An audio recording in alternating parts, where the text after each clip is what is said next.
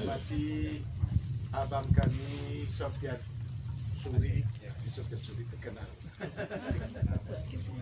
Beliau ini adalah dulunya ketua Bapeda yang membangun Pekanbaru hari ini. Siapa yang sudah pernah ke Pekanbaru? Coba angkat tangan. Ramai Pekanbaru itu. Beliau yang tukang perancangnya. Ya, alhamdulillah dia ada bersama kita. Selanjutnya yang kami hormati Ustadz kita ML Hakim Rahimi LC, ibu ya kita. Beliau adalah orang yang ikhlas. Rahimi itu adalah ayahandanya camat dulu di Kecamatan Kampar. Saya kenal betul beliau. Beliau almarhum Pak Rahimi ini, dia camat, dia menyapu pasar di Artiris. Karena kalau hari Sabtu orang pasar itu menumpuk sampah. Dia camat, tapi dialah yang mengangkat sampah itu ke tong sampah. Dialah yang membakar sampah itu. Dengan Pak Mansur KDM tadi. Kalau hari ini kita tidak akan melihat lagi camat menyapu. Pernah lihat camat menyapu? Tidak akan ada. Dia dulu Pak almarhum Pak Rahimi, dia menyapu pasar itu. Jumat dia menyapu supaya besok pasar orang bersih, enak berjualan, enak ke pasar. Hari Ahad dia menyapu lagi agar sampah-sampahnya bisa dibuang dan tidak menjadi penyakit. Itulah beliau inilah anaknya. Selanjutnya yang kami hormati Bapak Kepala Kantor Kementerian Agama Kabupaten Kampar yang dalam ini diwakili oleh Bapak Kepala Seksi Pendidikan Dinia dan Pondok Pesantren Bapak Haji Muhammad Yamin. Beliau didampingi oleh stafnya Pak Dr. Haji Husni Husaini dan Bapak Muhammad Jais. Ini staf ahli dari Kemenak Kampar. Apa saja nanti urusan daripada dia, ini dengan dia ini sengaja kita bawa kemari ini. Selanjutnya yang kami hormati Bapak Kasih Pondok Pesantren dan Madhat Ali, biaya kita Bapak Dr. Haji Fahri Sirajuddin. Sirajuddin itu adalah ayahnya yang dikenal dengan Ustadz Seribu Doa kalau di Kota Pekanbaru. Karena kalau Buya itu berdoa, alhamdulillah panjang doanya, menyentuh hati doanya, berkesan bagi semua orang. Maka dia dikenal dengan Ustadz Seribu Doa. Selanjutnya yang kami hormati juga hadir bersama kita ada Pak Dahlan Jamil nih, karena perjalanannya jauh kemarin ke Rokan Hilir. Beliau adalah kasih dinia. Dan ada staf ahli kita Bapak John Effendi LC ya, MA ya. Dan ada lagi staf ahli dari Kemenak Kota Pekanbaru namanya Bustamar. Nah, ini adalah Kepala Rumah Tahfiz Az-Zahra Kecamatan Tambang Terantang. Selanjutnya yang kami cintai, anakku sayang santri Pondok Pesantren Sain Al-Azhar Ad-Dauli. Sehat anakku sayang? Alhamdulillah sehat ya. Dan selanjutnya para ustaz-ustazah yang hadir di majelis ini, Bapak Ibu sekalian, yang besar tak dapat kami sebutkan gelar, yang kecil tak dapat kami sebutkan nama. Selaku tamu kami ini, tapi juga keluarga dari tuan rumah Buya ini, rasanya tidak ada lagi yang Bapak sampaikan anakku. Kan sudah tadi. Motivasi pelajar. Yang perlu oleh ayahanda, anakku belajarnya semangat. Bersemangat. Semangat? Iya, semangat. Kita tidak boleh bercerita lelah. Kita tidak boleh bercerita tak bisa. Kita tidak boleh bercerita susah. Semuanya senang, semuanya senang.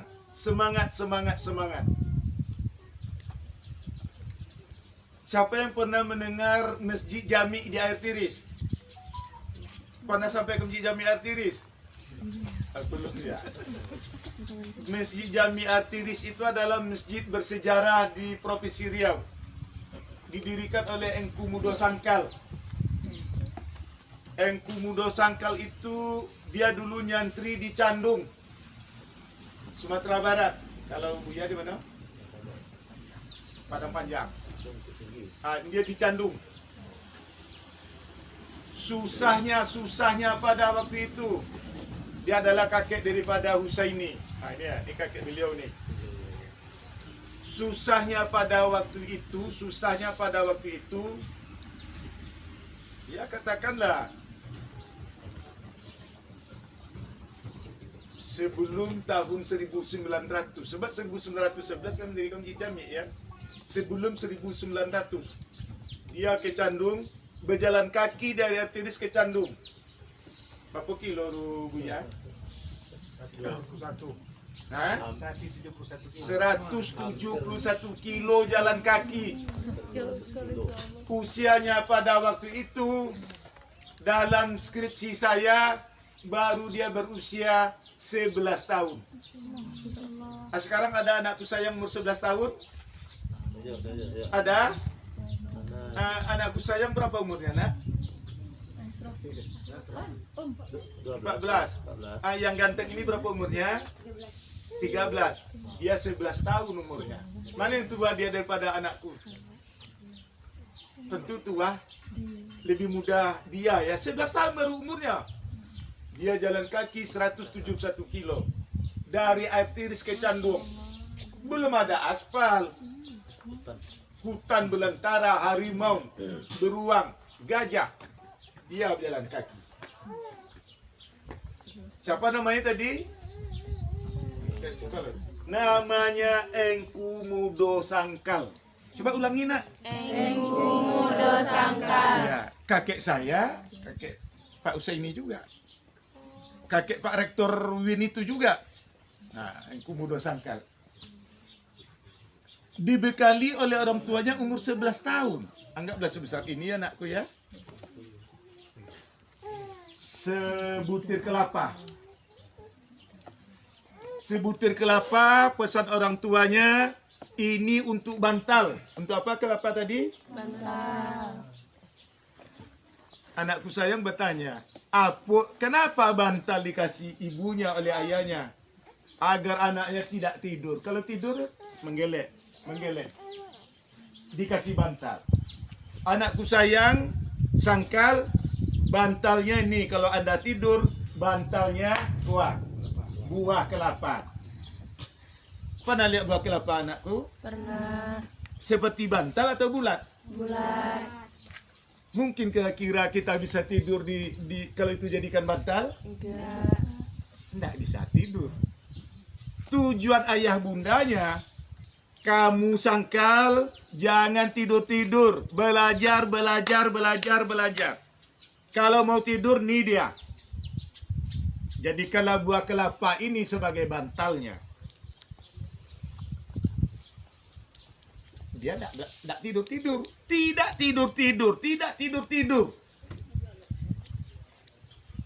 Kemudian apalagi dibekali dia Engku Mudo Sangkal itu. Untuk batanak masuk boy, apa nama saya? Cupak itu tempurung kelapa. Pernah nengok tempurung kelapa? Oleh ayah bundanya dibekali si Engku Mudo Sangkal dengan 5 butir buah pinang. Berapa butir buah pinang? 5. Pernah melihat buah pinang? Pernah. Bulat? Iya. Nanti Sangkal kalau kamu masak nasi, masukkan buah pinang yang 5 ini di dalam cupak. Indonesianya aku yang ngerti anak cantiang. Ya, masukkan 5 butir buah pinang ini ke dalam ini, baru dimasukkan beras ke dalamnya. takaran beras lah, takaran beras. Apa maksudnya nak? Takaran beras, dia beras. Takaran beras. Baru nanti dimasukkan beras di dalamnya. Baru nanti dari sini ambil buah pinang itu, masukkan beras ke dalam periuknya. Tentu, dan itulah makanan kamu sangkal untuk 1 hari. Berarti sehari dia nanti makan tuh, ambil kelapa apa tuh cupak nama tadi, cupak tadi, masukkan buah pinang 5, kemudian dimasukkan beras. Setelah itu penuh, maka si sangkal saya makan 1 cupak sehari. 1 cupak tuh banyak tuh nak. Iya, tetapi ingat, ini isinya pinang 5 di dalamnya. Berarti berasnya tinggal sedikit, tapi dia sudah mensugesti dirinya. Saya ini harus kuat. Makan saya kan 1 apa ini? 1 cupak. Nah, saya harus kuat daripada orang lain.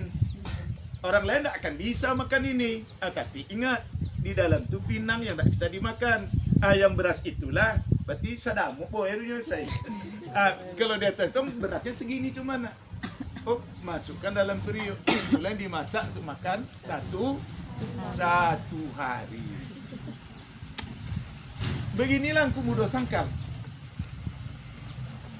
Belajar selama 6 tahun di Candung, 7 tahun di Candung, pulang dia pada umur 18 tahun, dia pun berdakwah di kenegrian air tiris yang termasuk kecamatan Tambang di wilayahnya. Dia bangunlah masjid jami. Dia bawa tanaman rumbio. Dia orang Bangkalis banyak kemari bawa rumbio. Dia perkenalkan tanaman karet.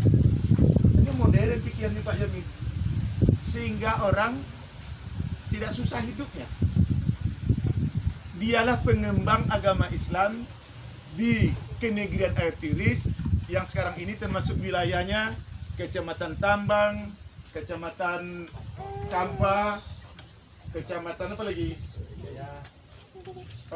Siaulu, Kecamatan Rumbio, Kecamatan Kampar Utara. Ada 6 kecamatan, ada 7 kecamatan. Itu yang Kumudo Sangkal. Sangat susah dia sekolah anakku, tapi tak pernah menyerah. Tidak pernah ada orang yang terlahir dari orang-orang yang senang. Tak pernah ada. Dia pasti terlahir dari orang-orang yang susah. Orang-orang besar di muka bumi ini tak pernah lahir dari orang-orang yang senang. Pasti terlahir dari orang-orang yang susah. Dan juga tidak pernah lembaga-lembaga pendidikan yang begitu canggih dan sempurna melahirkan orang-orang besar. Pasti berasal dari lembaga pendidikan-pendidikan yang sederhana. Maksud Bapak cerita kepada anakku sayang, dengan kampus Ananda, dengan pondok pesantren Ananda seperti ini, Ananda harus bangga. Syukur pada Allah Subhanahu wa taala. Ananda tidak akan menemukan pondok pesantren di Riau ini seperti ini pemandangannya. Sehat udaranya. Kebun pemandangannya bisa Ananda rasakan. Kalau masalah bangunan itu tidak perlu. Karena belajar itu bukan ditentukan oleh sarana prasarana. Penelitian tesis saya, pengaruh sarana prasarana itu nomor 3. Tapi pengaruh yang pertama Pak Kiai itu adalah gurunya. Gurunya. Ya ibu-ibu ya, ini ibu-ibu ini ya, gurunya. Pengaruh guru besar. Sarana prasarana itu sedikit sekali. Tapi guru-gurunya. Nanti yang akan membentuk anakku sayang. Seperti yang disampaikan oleh Ustaz tadi, Ustaz Pak Fahri tadi, ceritalah semua yang baik-baik kepada orang tuanya, kepada teman-temannya. Temanku, sahabat-sahabatku, mari kita sekolah di Pondok Pesantren Sain Al-Asad Adauri. Mari. Sudah diberitahukan kawannya, nak? Untuk belajar kemari. Nah, tugasnya nanti itu. Kan ada kawan-kawan di kampung ya. Yuk, sekolah di situ. Ya anakku ya. Bawa temannya kemari. Bapak juga akan bercerita di Pekanbaru, di mana-mana. Mari masukkan anak kita di pondok pesantren Sain Al-Azhar Ad-Dauri. Kalau Pak Kiai ini yang menanganinya, anakku sayang, ini orang bertuah ini. Saya tahu dia adalah orang ikhlas. Insya Allah anakku sayang selamat. Insya Allah anakku sayang nanti berilmu. Amin. Jangan ragu. Beritahu kepada teman-temannya, saudara-saudaranya, mari kita sekolah di sini.